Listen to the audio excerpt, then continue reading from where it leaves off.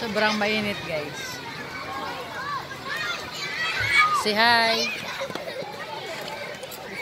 Knock knock.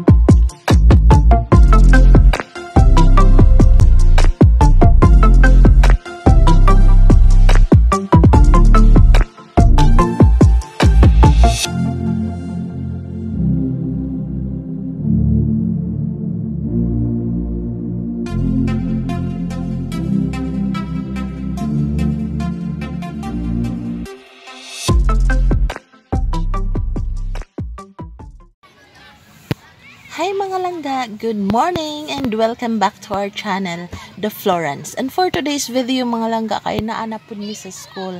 Andito na naman kami sa school kasi nga yung anak namin, ay nako, nagpasaway na naman kasi hindi na naman nauubos yung baon niyang pagkain every time na nagla-lunch siya. So, nag-decide kami ni Dada na puntahan namin siya para ma-check naman namin at para masabayan na namin kumain. Kasi nga, palagi na lang naglalaro, busy sa kalalaro, kaya yung pagkain niya ay hindi na mauubos. Mas mabuti sana kung iuuwi ko na lang siya sa bahay every lunchtime, pero naaawa naman kasi ako kasi sa sobrang init ng panahon. At syempre, napapagod na siya kasi nga uuwi ng bahay, kumakain, tapos pabalik naman ulit sa school, tapos ang init pa. Kasi nga yung bahay namin ay medyo may kalayuan sa school nila talaga. So ito, kami na lang ang pumunta dito sa school para naman ma-check namin kung ano ba talagang ginagawa niya mga langga. Kasi nga, yung mga pagkain nga niya ay hindi nga nauubos. Napoproblema ako kasi pag uwi niya ng bahay, yung baonan niya ay punong-puno pa ng pagkain.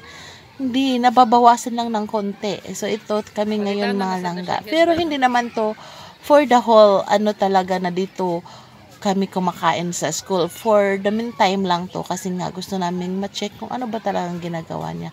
Syempre, tapos na kaming kumain yan, ayan, inaayusan ko na siya ng buhok kasi mga 30 minutes na lang ay papasok na sila ulit ng classroom. So, ayan mga langga. Alam nyo ba, pangarap lang namin dati na magkaroon ng anak. Tapos, syempre, alam nyo naman sa sitwasyon namin ay hindi naman talaga posible na magkaroon unless na lang kung mag-a-adapt, 'di ba? So ayan, kasi nga biniyayaan, ano ba 'yan, nahihirapan na akong magtagalog. Kami ni God ng magkaroon ng isang anak na maka-experience kahit hindi naman talaga to lumabas galing sa aking sinapupunan, di ba? At least meron kaming anak. So nabuo yung family namin, di ba? Sobrang saya lang. Kaya pinapahalagahan talaga namin Dada itong binuo naming pamilya, lalong-lalo na tong anak namin. So ayan, ang sarap sa pakiramdam pagkatapos namin kumain. Dito kami nagtambay sa isang malaking punong kahoy at nakikita namin yung mga bata. Siguro dati ganito din talaga ako, yung naglalaro kahit sa initan, yung walang pakipakit kahit mainit pa yan. Pero ngayon nagwo-worry na ako pag anak ko na ang naglalaro dito. Minsan nga naiisip ko baka sobrang stricto ko naman kasi pag ganyan yung sobrang init talaga, nagwo-worry talaga ako.